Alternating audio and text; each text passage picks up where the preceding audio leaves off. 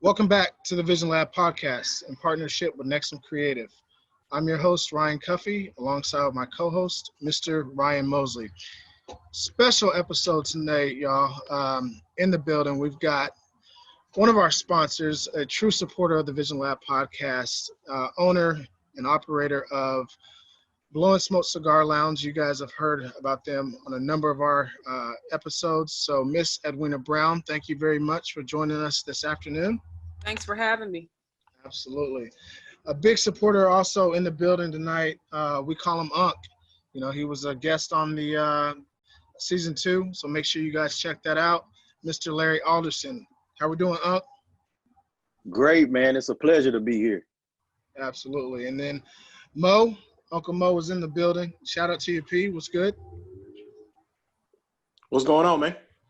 All right, let's get into it. So we all wanted to kind of come together. The effects of COVID-19, the pandemic is in full effect. You know, we had the doc on, which is a fantastic episode. Big shout out to him for jumping into the lab and discussing. Now that the pandemic has been here, we've had the shelter in place in effect for roughly a month or so, given, you know, wherever you're located. We wanted to open this up and really talk to, you know, small business owners and get their side of the story and hear exactly what they're dealing with on a day-to-day basis. So we want to treat this as an open forum. So let's just hop on into it, huh? Let's do it.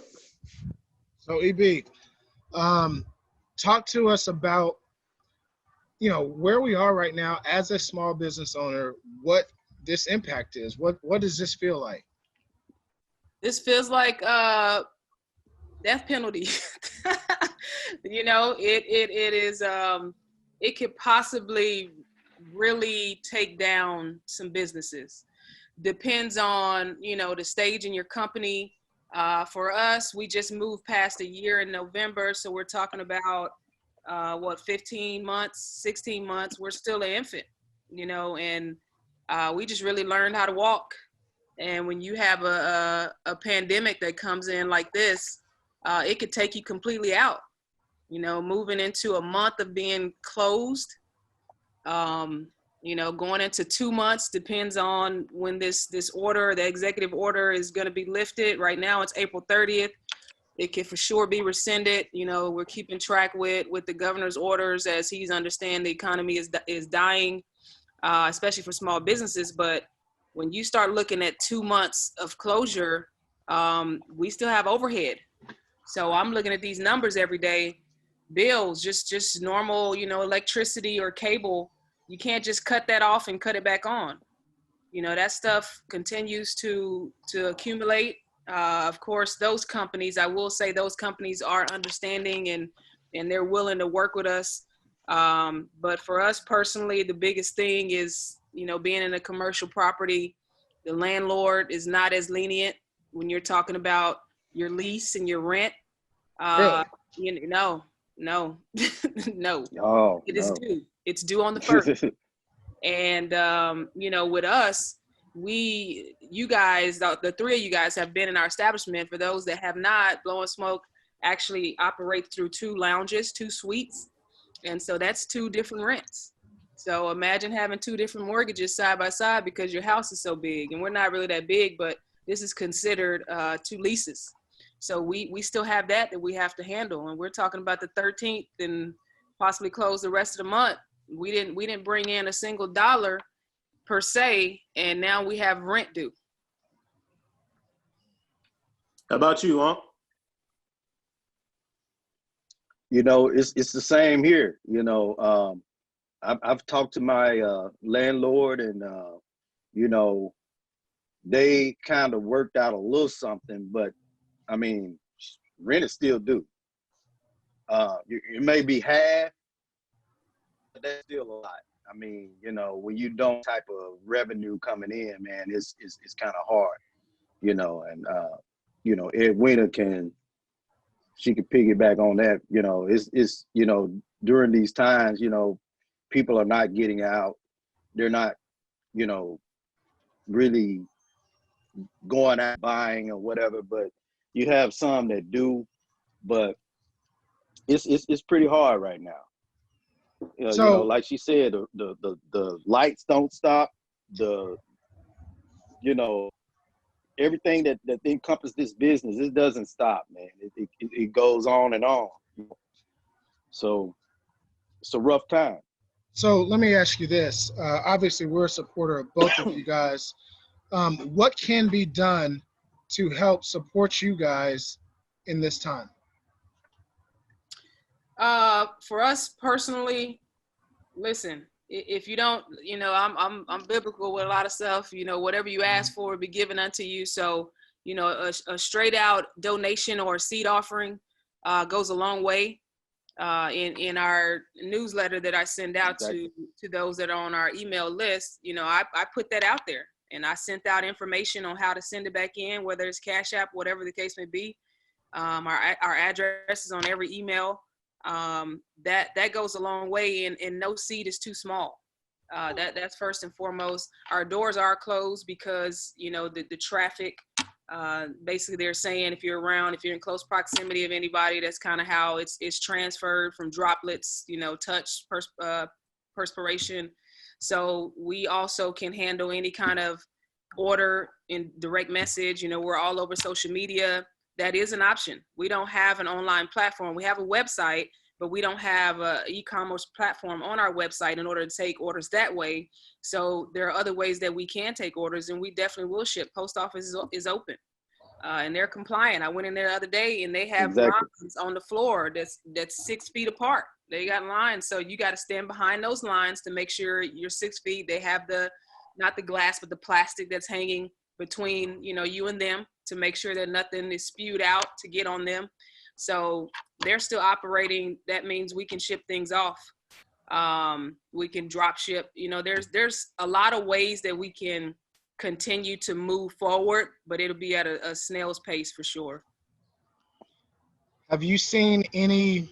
I don't want to use the word success, but are you getting orders, you know, online, or how are you guys even managing to leverage any life raft that's out there? I mean, you know, the you know, online orders is one of the ways, you know, but you got to kind of be careful with that, because that goes into you have to have a license to do that. So in order to do it in a way that you won't be affected by it, you know, it's do like what Edwina is saying, you know, send out newsletters, emails, you know, text, you know, get those. I just had somebody calling me right then, or get somebody, you know, just get that information out there, letting them know that, you know, you can get cigars, you can order them through us. You know, you can't necessarily go to the website because you have to be licensed to do that, and I know Edwina knows that. So you know, we just have to reach them in different ways, you know, on social media, Instagram, you know, Facebook, Snapchat. You know, get that information out there, and then they can contact you, or, well, like they do me, they contact me, and I say, okay, I got it, you know, and I'll, you know, have it, bring it to you, what have you, you know. So it's just, those are the type of ways we can kind of get, you know, try to get some money coming in, you know. Yeah. Now, does that violate the Shelter in Place Act, as far as, you know, moving product, even in small amounts? Is that something that, you know, you guys are able to do? Or is it just, look, we got to do it, we got to do it? You know, the shelter in place is like, people are really thinking that is it's really a what is it, a stay-at-home order? Right. Right. And the governor refuses to say shelter in place, which is when you're confined and you're only supposed to move, even though they're saying move only for essentials. You know, but at the same time, it has us closed but we still have to operate. So what are the crafty ways? What ways can we really think about? And that's really, you know, Larry calling me, other owners that's in the same fight and the same grind. What can we do to continue to gain and earn revenue somehow? Because if not, what the last thing I want to see is that, yes, we are safe, and, you know, we don't want disease to touch our body. None of that. I pray over all of you guys right now. But if we die in our passion, our craft, and our livelihood, our person may not die, but if we lose our business, like for Larry, for me, there's other things that I do, but this is what we do. This is how we pay the bills at home. There's no plan B. There is, you know, again, for me, there's a couple other options because I have a couple other small businesses, but there are some cigar lounge owners, this is all they do. And if it's not this, then they do have a business. Exactly. And the amount of attention, sweat equity, and the resources that it takes to go into just even getting a key to open that door that you have of your own, you don't want that to die. It took so much to go into it. And now we can lose it just like that. So I was having this conversation with someone recently, and we were talking about, as a business owner, you know, I put in sweat equity, blood, sweat, and tears. I poured everything I have into this, right? And out of nowhere, out of no fault of my own, poor management or anything like that, this could literally wipe me out. And the argument was, do you give your life up for your passion? What are your thoughts on that? Well, I no, you don't give your life up for your passion. Can't do that. No, but you figure out ways to get around that so that you can't, you know, so that you won't get infected doing your craft. You know what I mean? Like, if somebody calls me and they want to get some cigars, you know, what I have is tell me all their information over the phone. What do you want to get? What cigars you want? I go pick them out. You know, I put them in a plastic bag. I take their credit card over the phone. I charge their credit card over the phone. I manually input their credit card into the system. And then I take their telephone number, and then text their to them. So when they come and grab the cigars, you know, I can sit it outside that door, you know, a little bit before they come, because they're going to tell me when they come, right? Sit it outside that door, and then they go. I don't have to have contact with that person at all. So, I mean, those are the ways to get around it. And I don't think it's do it because, you know, there are other cigar stores that are doing that, and they are in Dallas County. So you got CW that does that. You got, you know, Elite that does that. You got a lot of them that's doing curbside service. So, but yeah, it's hard to get actually come and actually buy, you know, or do that. Because I get some brothers and sisters, they want to come in and look around, you know, and some of us don't take it serious about this disease, you know what I mean? But we just gotta, if you want to get them, just call and order over the phone, and, you know, and we'll get it to you. I appreciate you breaking that down, Unc, and giving, you know, people a realistic view on how we can actually make this work and still be safe, still protect, you know, the customers and their families, as well as, you know, yourself and Exactly. and all your, you know, if you have employees or whatnot. So that's a real life example that I can certainly appreciate. I have a question. I have a question for either one of you, whoever wants to answer it first. In light of everything that's happened to the pandemic, because I mean, you know, Cuff and I have been affected by this as well. I mean, like, there are certain plans that we had set in motion to where everyone's, basically, grounded, if you will, for lack of a better word. But what has this done for you guys as business owners in regard to generating the ingenuity as far as like, okay, because both of you are positive thinkers, right? So I'm sure both of you also had the thought to yourself, what can I do in this time where we're essentially closed, if you will? What can I do as an owner to make my shop better? So that way, once I survive this pandemic and we open back up, we're back to rolling and better than ever. Yeah, the wheels never stop, right? A forward thinker, your wheels never stop. That's what keeps you up late at night sometimes. Yeah. Right. You're always thinking of marketing efforts or how you can make it better once the doors are open. As far as now, for me, it's just making sure, everything is clean and keeping an eye out on once they slowly transition the economy back into what we knew as normal life. What are we going to do to make sure that people feel safe when they walk in terms of cleanliness, or what is the government going to do? I mean, are they going to they're going to come through and spray down each unit? I mean, I don't know what they're going to do, but we need to make sure that our clientele feels comfortable and they feel safe, as well as thinking of safe, right? Yeah, different ways to bring traffic that we haven't thought of now that we have this time to really slow down and think about it. Calling out to different companies, groups like yourself. Like I text you guys late one night and just bounce the idea off you and what I was thinking about doing in the future.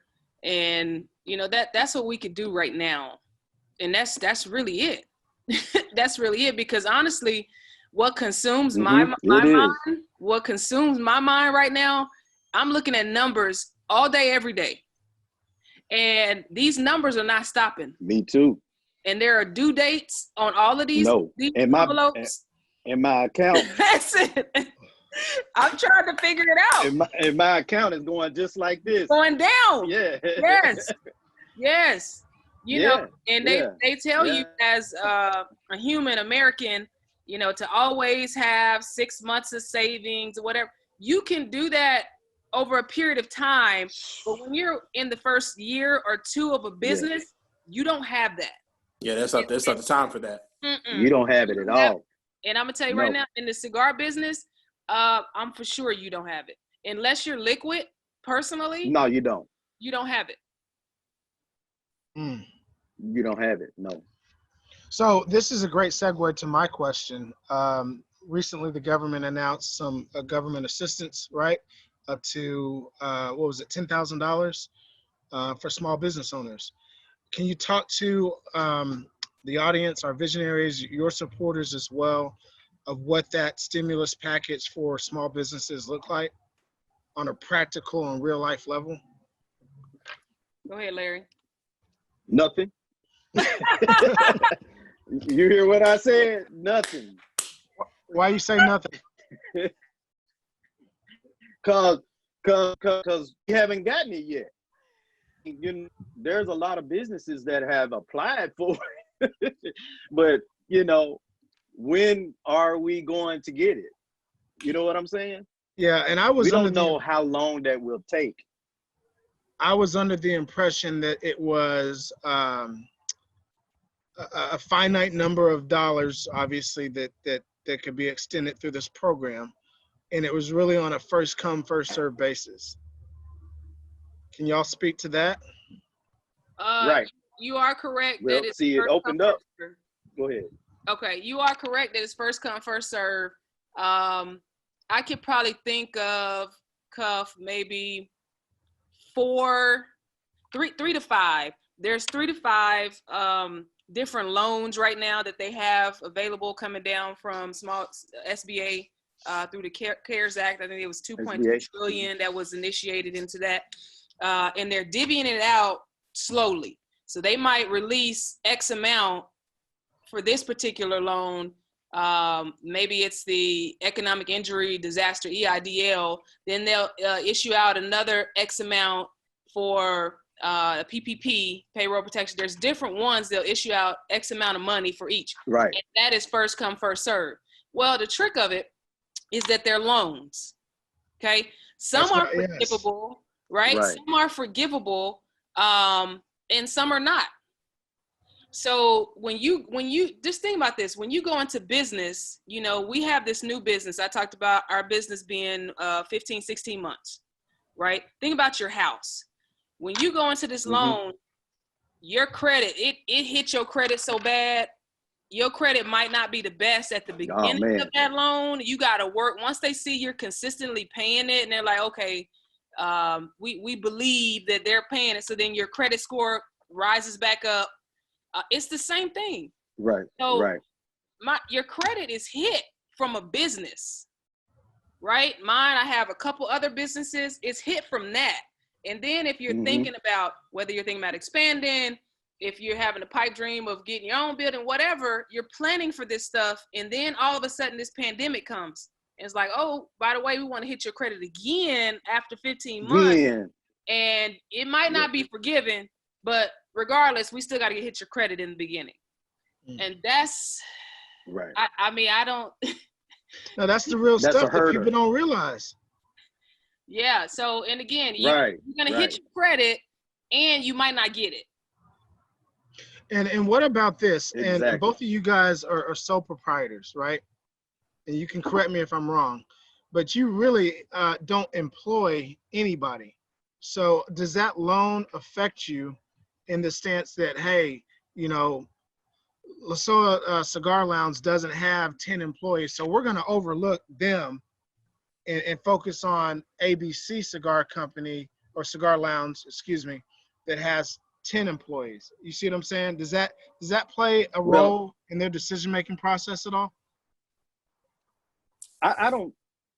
Well, with my company, I'm a C Corp. I mean, you know, S Corp, I'm sorry. So I do have employees. So you could have 1 employee, 2 employees, you could have 20 employees. You know, Edwina could be the only employee. I could be the only employee, you know, only person that's working.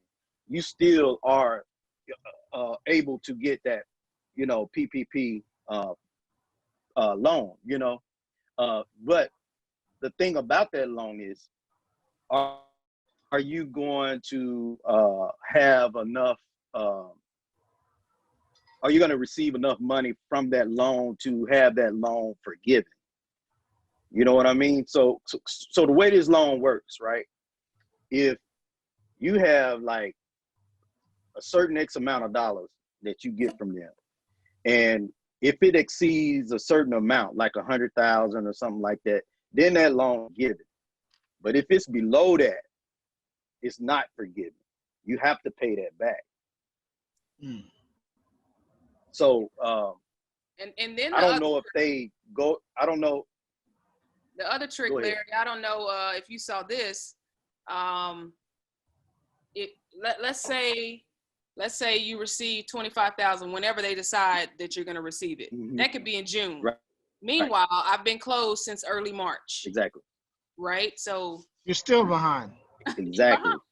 Right. And then you have to have that conversation. Right. You have to have that conversation to your landlord, like, hey, you know, hold me out one more month, and they could close you down at the end of April. Yeah. You know, depending on your relationship with them. Exactly. But let's say they do give you, or they loan you 25,000, right? It's not forgiven. Then they'll say you don't have to start paying on it until 6 months, right? So you're thinking, okay, cool. But but meanwhile, the interest, everything is accumulating.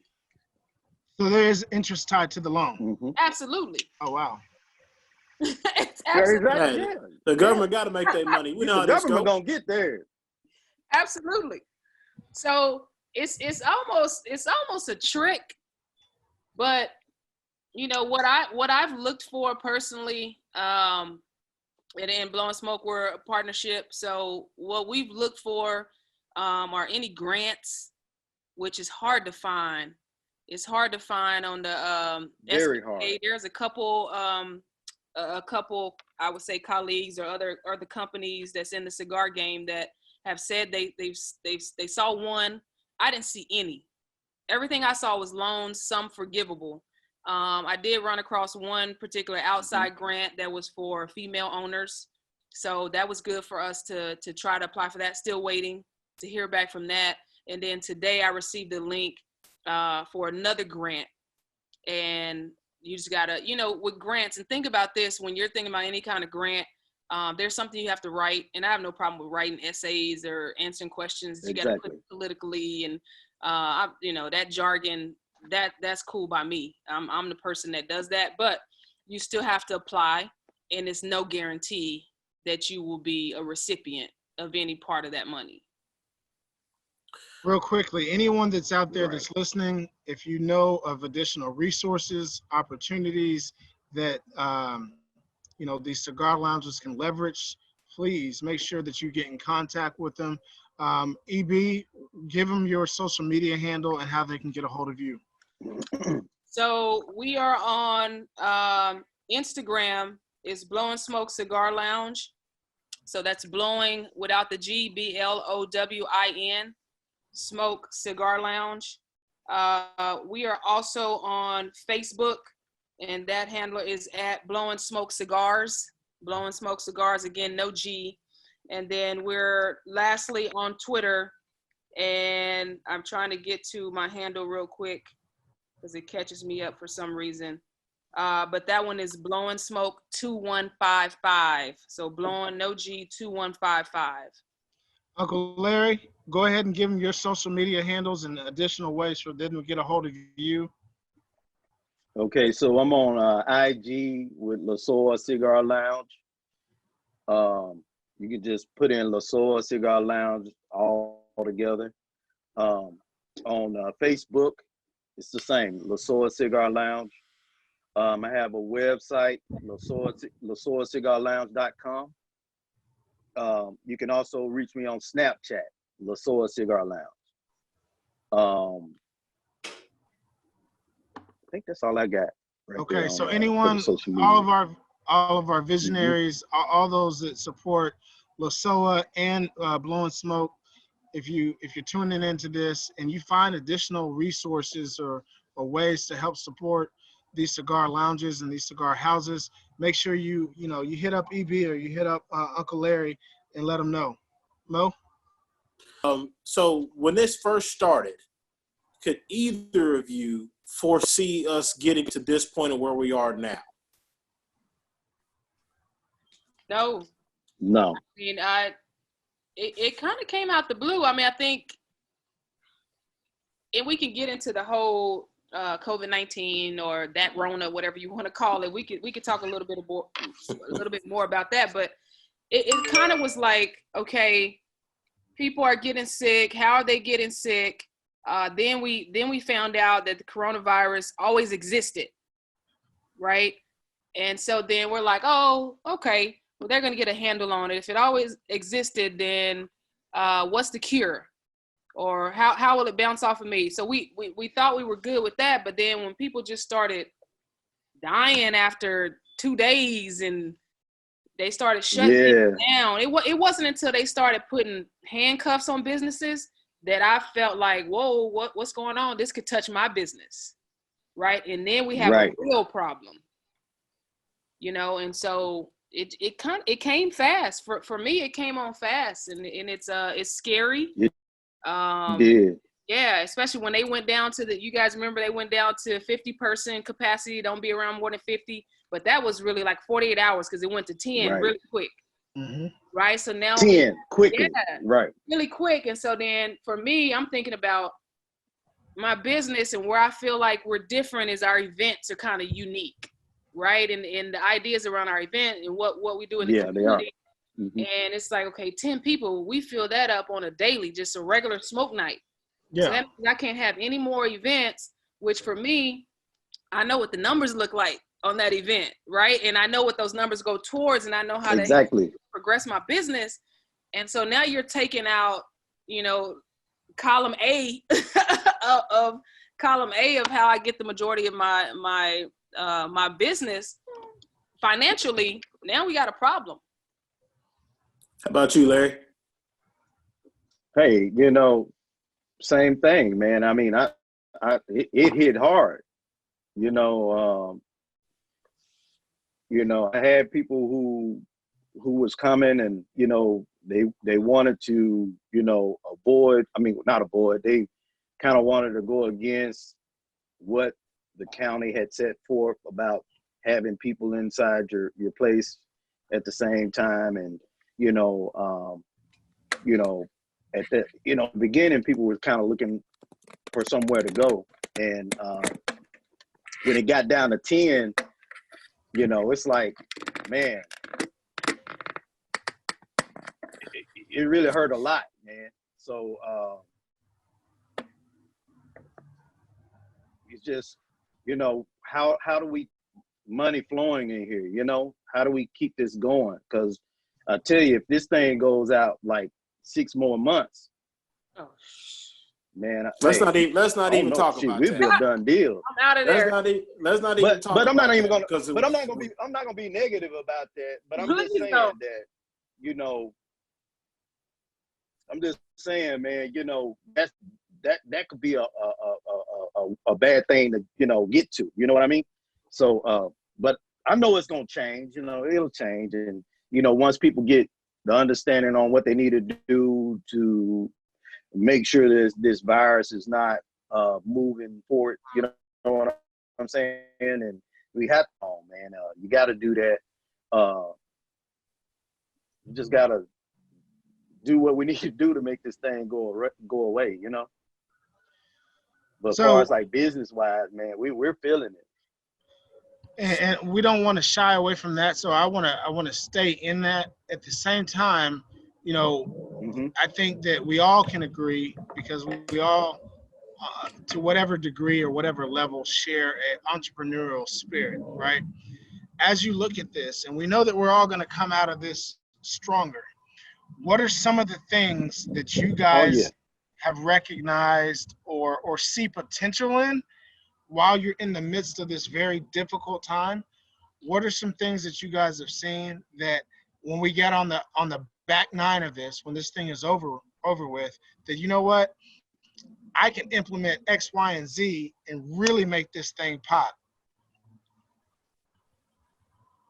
I would like to touch on something, and I hope it doesn't open up a can of worms, but on the other side, I hope it does, as far as questions and then provoking thought.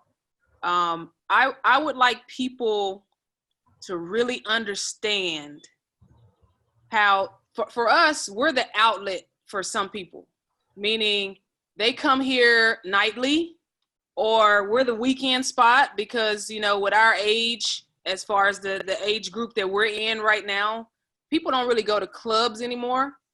So the cigar lounge or any kind of bar, you know, jazz bar, something like that has cigars, is taking over for our demographic as far as that night out on the town, right? And so I want our community, and I'm speaking to the African American community right now, to understand that the place that you like going to, whenever you choose to go, nightly, weekly, bi-monthly, whatever the case may be, could possibly be gone if you do not support them, right? It doesn't mean drop a check off, but even you walking in, buying a cigar for you and your date, one each minimum, you buy more, great. Then we feel like you're actually a client now. Like we have a relationship. That's wonderful. Whatever you buy, that helps us. Trust me. Like that money, again, no minor amount, whether it's one cigar at $10 or you buy a pack of 5, $50, that stuff helps us, and it goes a long way. And it helps us for days in events like this, which I know this is hopefully once in our lifetime type of situation, but you have to prepare for a rainy day. Just like you guys are parents, you have families. You're always thinking, how do I prepare for a rainy day if I can't physically work?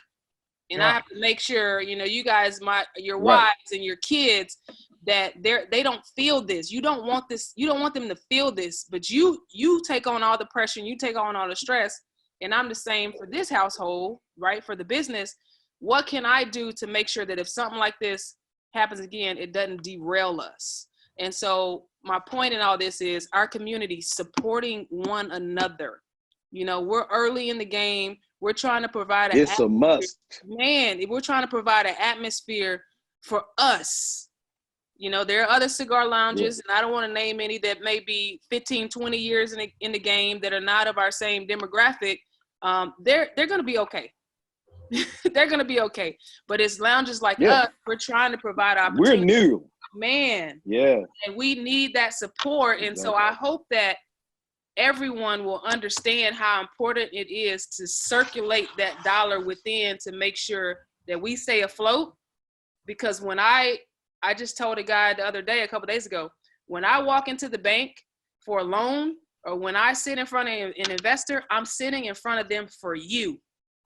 Because if they believe that we can handle this, and we do handle this, when the next person of my skin color comes in, they're going to be more equipped and inclined to listen. Exactly. So what Edwina's really saying to all of you people out there who are listening and or watching this video, when you show up to your local cigar house, whether it's LaSoa or Blowin Smoke or whatever your preference is, buy a stick. Yes, it's great that they appreciate you coming in and hanging out, but when you show up, walk in that humidor, it doesn't matter if it's the house blend or the top of the line, buy a stick and support that business owner. Buy a stick. That's right. And you should do that anyway. Right. No matter where you go. Yeah. And another thing I want to say. No, for real. I mean, because, man, that's what it's about. For sure. The other thing I want to say, because I had a conversation about this earlier today, and it's kind of a thorn in my side. Get it off your chest, E. Right. Get it off my chest, right? I'm not opposed to it, but these online sales of cigars, okay, now, they're winning right now, right? If you have that particular license, like Larry mentioned, like a mother. He touched on early in the show, you have to have a particular license to do that. I know that just from my apparel company, because it's predominantly e-commerce. They're winning right now. They're still able to sell cigars. So it's not the fact that you can't sell a cigar. It's that the business of brick and mortar can't be open, right? So they're winning. So now when we are able to be open, support your local. Yeah. If you can't find the particular cigars you're looking for, and I understand they do a lot of sales and a lot of promos and all that stuff online that we can't quite afford to do right now. But if you're looking to save $2 or $3, think about just giving us or buying the $2 or $3 because it helps us to stay open. And I think people are really feeling it right now because they want to get out the house and they can't go anywhere. So they really feeling. Yeah, they do. And they can't. You know how many calls I get? Yeah. Yeah, I get all kinds of calls. Hey, man, won't you just let us in and come to the back? No. You know, because you have to protect your business. Yeah. Right? Yeah. So, and just speaking of the word business, and all four of us know as far as how supply goes, how has this affected you guys' business dealing with your suppliers? Great question, Mo. Not really at all. I mean, it's just that I don't know about Edwina, but like me, I'm kind of like on a hold right now on purchasing cigars because I don't know where this is gonna go. You know what I mean? I know it's gonna get better, but I don't want to put myself out there to where, you know, I can't get these cigars out. You know what I mean? Yeah. Because nobody's coming into the lounge, you know, nobody's coming in. I mean, I can do curbside service, but, you know, I would still be losing a lot of money if I, you know, purchase it. Because I get vendors calling me all the time. Hey, you want to purchase this, you know, purchase that. Or, you know, and I sometimes say, hey, I like to get your cigars, but let me work out. Can we like work out something? Maybe a net 30 or something like that. That way I can hold on to a little bit of my money for a little bit of time, you know, and make the payments. Because really we don't know where we're going to be in the next couple of months. You know what I mean? So you have to be safe on it. You let know, me I don't ask know you this. if Edwina's doing it that way, but I'm. You just brought up Yo, what's up? the vendors. How in your relationships, obviously you got relationships with them. In your conversations, are the vendors feeling any of this COVID-19? Because now you got Yeah, shops and they are. houses that That's aren't why they're buying. putting out this. This. Well, that's why they're putting out these promos. But you know, they're trying to sell as well, just like we are. But when there's no money coming in, how can you buy? You Yeah. know, because like Edwina said earlier, which I agree with, you still have rent that's got to go. You know, you still got lights that's got to be paid. You know what I'm saying? You still, I mean, even though you might not be running your ventilation system because ain't nobody in there, but still everything's got to be paid. So why push out? Why bring something in when you pushing out more than you bringing in? You know what I mean? Let me ask y'all a It needs to personal be kind question. of a. Let me ask y'all a personal question. This is up to either one of y'all. And I'm not trying to throw anybody under the bus, but when you have a landlord and you've got tenants that are, you know, on time, month after month after month, never an issue, right? Mhm. Are you feeling some kind of way towards your landlord? Like, yo, you see what this is? Is there something that we can work this out? Take my, 48-month lease and add 6 months to the back end, or is there anything that you can do, or are you feeling some type of way about that? Well, I would like to personally speak on this. I don't know if Larry feels this way, but when you're in a strip mall, right? When you're in a strip mall, you're not a standalone building. Obviously, the smoke causes issues, right? That's why you guys have a man cave. Cuff, that's probably why you're outside. You understand you got an infant in the house. You want to keep them safe. So the smoke itself inside of a strip Right. mall causes issues, and you a lot of times have to deal with that your first 6 months to a year with your neighbors complaining. But once they get to know you, they're like, okay, cool. And even though they might smell it, the complaints stop.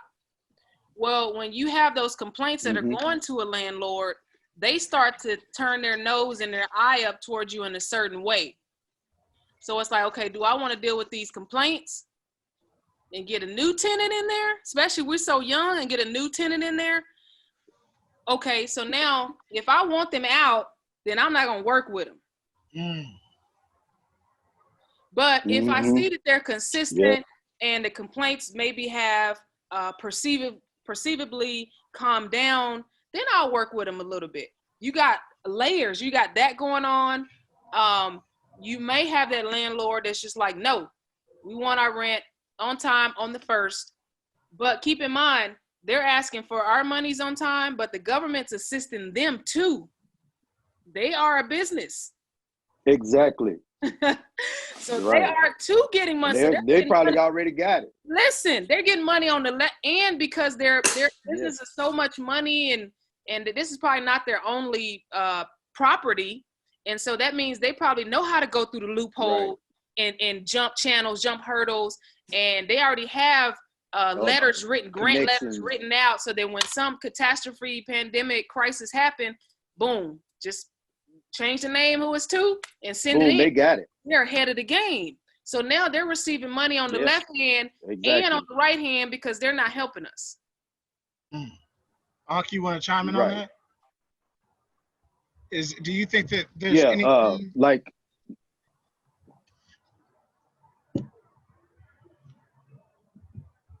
Go ahead, Larry. What'd you say, Cuff?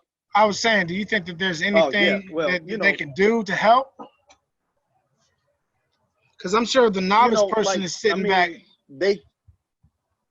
No, I was just gonna say, I think that the novice is like, well, why don't y'all just ask the landlord to extend your lease X amount of time? You know what I'm saying? And maybe you pay a premium. Well, I touched on this earlier. When I talked to my landlord, I was like, hey, we got this pandemic going on. What do you guys have in place to help the tenants to, you know, with their, you know, rent, whatever. And he was like, well, you know, Larry, he said, you know, you're not the only one that's been calling. Everybody's been calling. And he said, so what the, you know, what the owner said that they could do was do half of the rent, right? Well, I haven't called him back yet because that was before the actual lockdown, meaning that that was before they said, okay, yeah, only businesses can be open. So I'm gonna go back and talk with him and say, look, I can't be open, you know, and it's been this way for this X amount of days, you know, a month or so. So what are you guys gonna do for that? Because I can't generate any type of income, you know, just being closed. So hopefully, and you made a good point, Cuff, you know, maybe I can negotiate with, you know, hey, can you just put that on the back end or whatever and see how that works? That'll give me some time to, you know, generate some income once everything is lifted or whatever. But, you know, I'm going to talk to him. I mean, and we have a good relationship because it can be like what Edwina was saying, because when I first moved in this place, I did have a complaint from the guy next door. But when I actually talked to the guy next door, he was more with having a problem with the person who had this place prior to me. So once we talked, it was gone. I mean, it was a done deal, you know. Yeah. So, you know, but like in strip malls, you got people who've been in business for years, man. You know, and they may have a strong relationship with the realtor or the, you know, landlord, you know, so they may be willing to work more. Yeah, landlord. They may be more willing to work with those guys before they work with somebody that's new, you know. I got Cato next door. You know, Cato is a corporation. You know, they have many stores in the city, in other cities, so they can afford to stay closed. You know what I mean? And then they probably already got funding, just like what Edwina was saying about, you know, some of the other guys. They, you know, the realtors, you know, they probably already got funding for their properties. Yeah. You know, so, you know, you never know, but you just have to, you know, talk to your landlord and, you know, work that thing out with them, you know. And Cuff. But you best believe I'm gonna call mine in about probably tomorrow morning. Continue to call. But Cuff and Mo, if I can answer the question you guys posed a few minutes ago about the cigar companies, the vendors. I've been hearing from them. You know, some of them I initiated a call. Some of them initiated a call to check on me, check on us, Blowin Smoke. Yeah, same here. They understand, and they'll ask, are you guys closed? You doing curbside? How can we help? When you hear a company say that, it's like, okay, you're really trying to work with me. Like, you really understand your brick and mortar. Like, you really understand that we help move your product, right? Exactly. It's not really all these online sales. It's the people, it's the foot soldiers. So when I hear that, that's like, wow, you know, okay, cool. And then they'll initiate, hey, we're offering a 4-in-1, or we're offering 20% off if you purchase right now. Now, of course, we're not earning any money, so we're not quick to jump on these specials because our priority right now is overhead, right? We want to make sure an overhead, the biggest one being rent. I will say this. I have an issue with a cigar company, a vendor that is in my area that does not check on me. Now, call me emotional, whatever you may be. If Placencia and Oliva, if some of the bigger companies in our game, in the cigar community, can pick up the phone and call and check on me, then I expect a local to check on me. And so then when you don't, moving forward, when those doors open, I'm not going to have some different conversations. It's a different conversation. Yeah. Different conversation. You know what, Ed, when you hit that shit right on the nose, it's a different conversation. For real. I'm gonna tell you right now, It ain't gonna be the same. Man. So remember back then, remember a couple months back ago? then you didn't want me. Now no, seriously. Now, yeah, for real. Yeah, it's a different. No names have been mentioned, but whoever you are, you have been warned.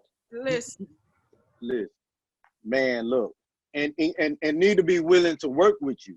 yes. Mo, what you got? I know they feel it too. They feel it too. So They feel it, but still, though, you know, hey, if we're doing curbside service, hey, that's a big thing for them. You know, you can push it. yeah, promote that exactly. Promote that. If you're in this Exactly. area, this particular lounge, House Our Cigars, they're offering curbside. They're offering drop, whatever it is. They're offering. If you're not in the area, then you can go to. You can go over there and get it. www. Whatever and get it. Looking, you know, to a brighter future, if you will, because, you know, like we're all in agreement, like, this is not going to last forever. It's just little things to where the unknown is the scary part, because no one can say, hey, on May 15th, everything's going back to normal or whatever day. No one can give us a hard date.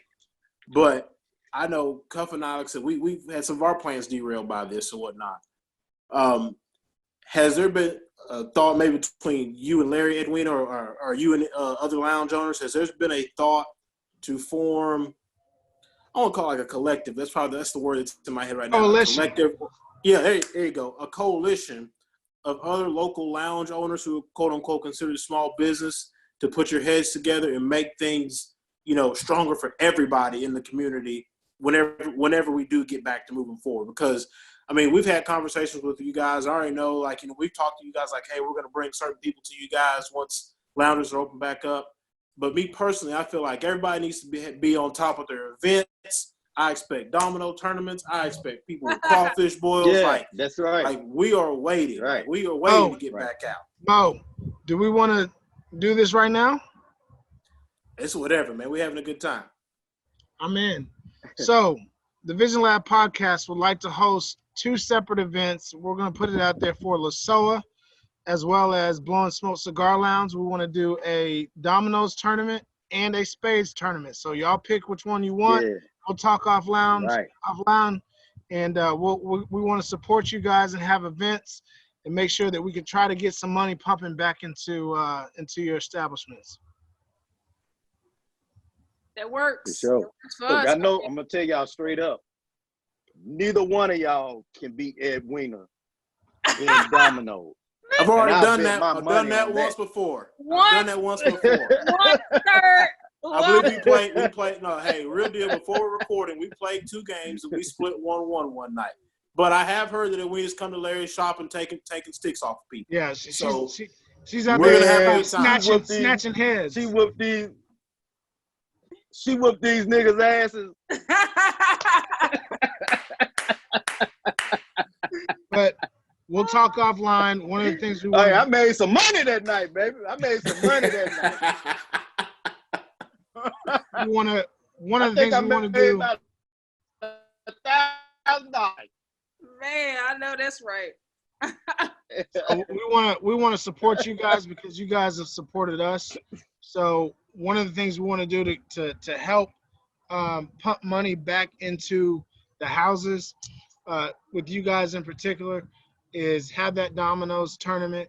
So we're announcing that right now. The Vision Lab podcast will have a dominoes tournament. For all the spades players that are out there, you know, we'll have a spades tournament as well. So we'll get with Edwina and Larry offline. We'll work out the details, but we wanted to make that quick announcement while we're here on the podcast. Cool. Right. Sounds good. Word. As far as on our end, there's a conversation of just bringing us together, one, to just have a deeper conversation on the effects of COVID-19 with a group of people, but obviously that depends on when the ban is lifted and we can all start to congregate a little bit more, even if it's just 10, just really get some cigar aficionados, aficionadas in the building to do a kind of formal taping, whether it's podcast, we extend the invitation for the Vision Lab to be our podcast. If you guys would like more content, to be in the room with some people that kind of been in my network that I feel have been influential, particularly in DFW, in the cigar community, to have this conversation, just the effects that it's had, not only on business owners, myself and Larry on this particular call, but also, you know, the vendors, would like to bring them in. I have a couple of vendors in mind that I like to bring in. And also the cigar groups. I have 2 in mind that I like to bring in, because this, like I mentioned before, this is their outlet. So they're used to coming to my lounge. They're used to coming to Larry's lounge and just kind of relaxing. It's a no judge zone. They're safe because they know Larry is no nonsense, and he's not gonna have that foolishness in his lounge. They already know when they walk in here, there's not gonna be any foolishness. They feel safe, and they know they're gonna have a good time. Our hours are lax, I would say. So even though we say 12 on the weekend, we're not like some other lounges that's turning the lights on at 11:45. Yeah. Right. And so we want to hear from those that congregate together and they hang out, and that's kind of like their nightly out during the week. We want to hear from them and how it's affected their lifestyle and the community as a whole. So that's something that's gonna come in the near future. I'm talking immediately as soon as the ban is lifted. So I would like to put that out there. Cuff Mo, thank you so much for providing me the opportunity to do that. No problem. Out on that. Thank you. We will advertise. We haven't been able to advertise a lot of things that we're doing now, or how we're trying to stay afloat, just because we have some people in the community, shade, no shade, that are trying to take it out. But you know, we wanted to put it out there. Yeah. You crazy, Edwina. So before we land this plane, I want to give you guys one last shot or opportunity to say whatever it is that you want folks to really know about how this truly impacts on a deeper level, you know, this pandemic and what it does to small business owners. Anything else that we may have forgotten to ask or didn't bring up that you want to get out there?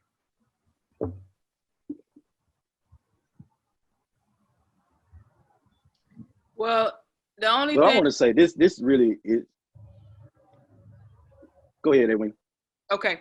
The only thing that comes to mind that I would think of right now is I hope that people know the support is necessary. We need you guys to stay open. We need our community to stay open to support us. This is a big thing. Like, we could quite possibly close because of this pandemic. Like, is that real? It's not that, oh, it stops our progression or we take a hit on this particular quarter of the year. No, this ends our business. Okay. And the support is necessary. So the next time that you come in with a group of 5 to 10 people and you try to slip in without purchasing a cigar, we notice, and it's up to us to say, okay, just let them go. They came in with 5 other people. Or no, like, we have to think about these times. We have to think about, we're going to have to recover now. We're going to have to recover these 2 months or 3 months or however long that we've lost. So that when you walk in, and before maybe we were lenient, maybe we were not, now we cannot be, because it's really life or death for our business right now. Let me ask you this. Let's say you got, and we haven't touched on this, but I'm smoking a Punch Classico right now. But let's just say you're selling a stick for $10 on average, or normally, right? Under normal circumstances.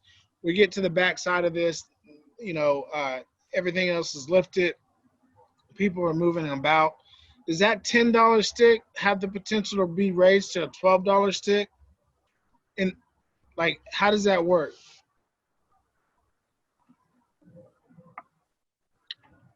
You know, no. I mean,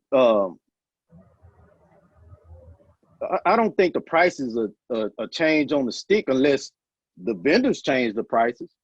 You know what I mean? But we know what our margins are.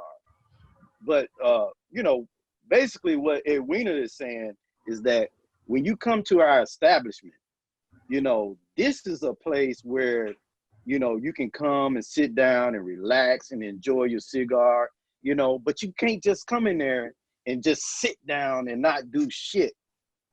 Meaning like not walk through the door and go to that humidor, or if you already have your sticks, you know, pay that cutting fee. You know what I mean? Do something to support Black business. Not even, I'm gonna just scratch businesses. To support businesses, because when you go to the, you know, the good old boys shop, some of them won't even let you into the shop with your own sticks. They're gonna make you buy. Yep.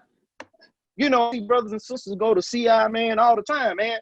They go there because they ain't gotta buy.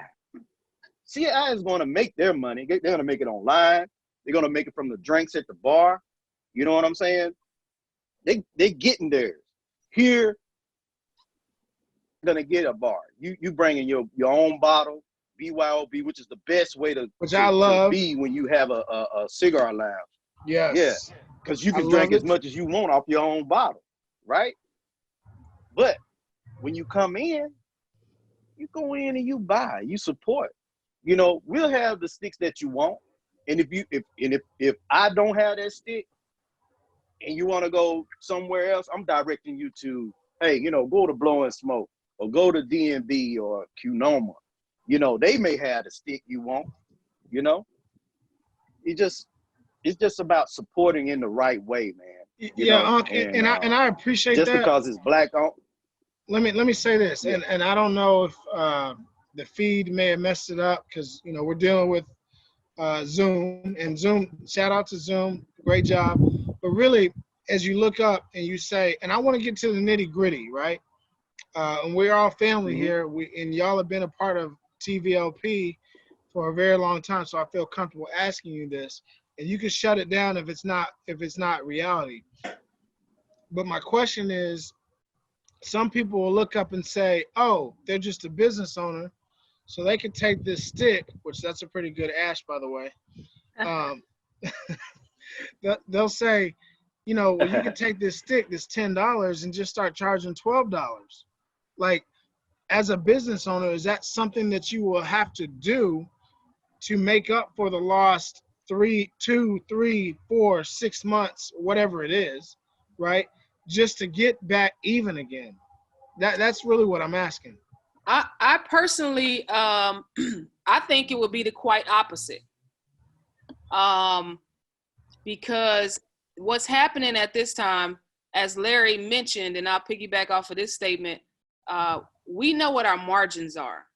We know what we're able to purchase a cigar box for. And so then that will help us to know how much we need to charge. That's why you see the discrepancy in different charges, rates, fees, prices over cigar lounges, because it's what that particular lounge is able to buy it for, and then they have to make sure they meet their margin in order to earn money.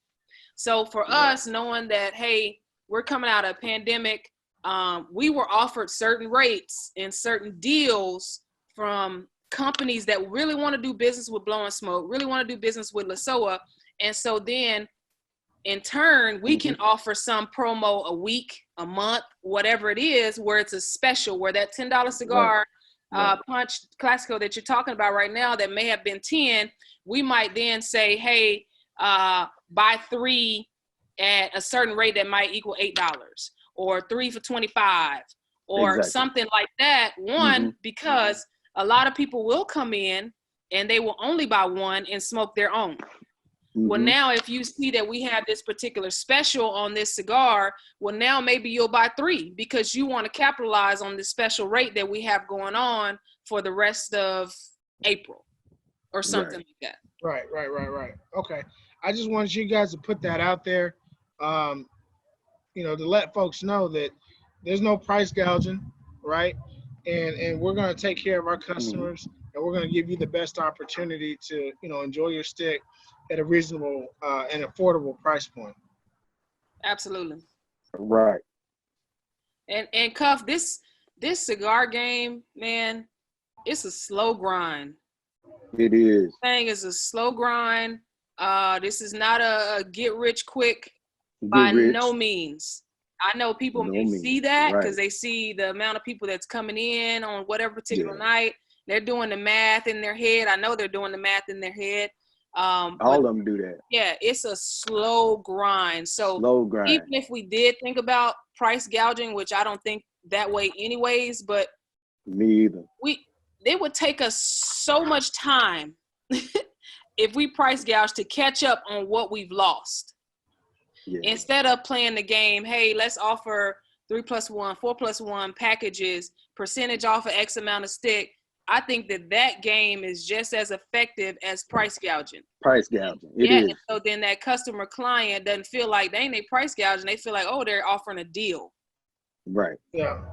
I'm in agreement with both of y'all on that one. I'm in agreement with both of y'all because the thing I think none of us has spoke about is, yes, you guys as the lounge owners are being affected, but your customers have been affected too, because there's a big part of your customer bases who may have been furloughed, laid off, or heaven forbid, or like everyone's pocket has felt this. And so the last thing that I want to do, if I'm a patron of either one of your shops or anybody's shop in general, is when things get back to normal, I want to go back in and stick that normally cost me 10 or 12. I don't want to cost $15 or $17. Like I would be like Edwina said, I'm much more inclined to spend more money if I go in and my normal stick, which is 10 or 12.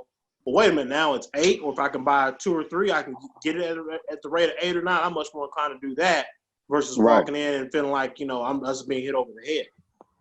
Yep. Beautiful, beautiful.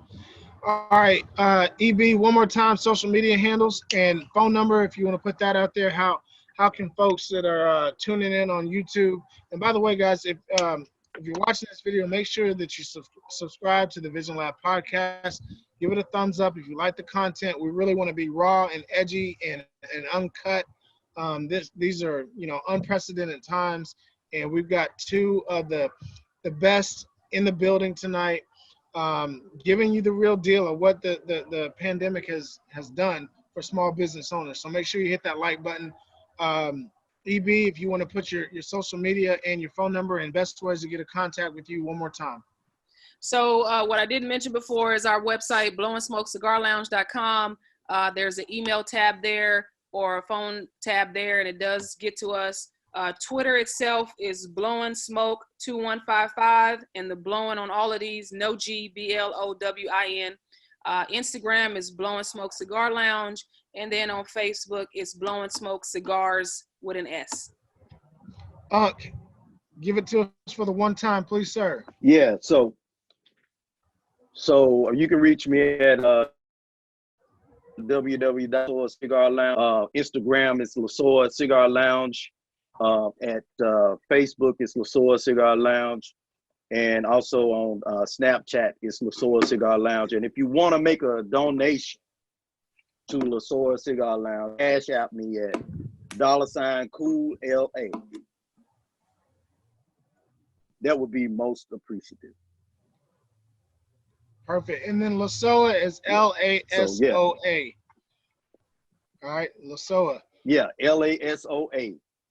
So little different format for all of the fans that we have, all of our visionaries. We just want to, we respect and love both Larry and Edwina and what they've done and what they meant to the Vision Lab podcast. So we wanted to pull the curtain back, allow you guys to see the true and the raw impact of the coronavirus and this pandemic that we're all in. So obviously without it'd be remiss if we didn't say it. We're going to be praying for you guys, and we'll obviously support. Look for TVLP to have a spades tournament and a domino tournament with both of the establishments in the coming future. So without that, man, we just want to say thank y'all. Very blessed to have y'all in our lives, and we appreciate you. Thank you. Jumping in here on the podcast. Appreciate you guys. Thank you we so much. appreciate you guys.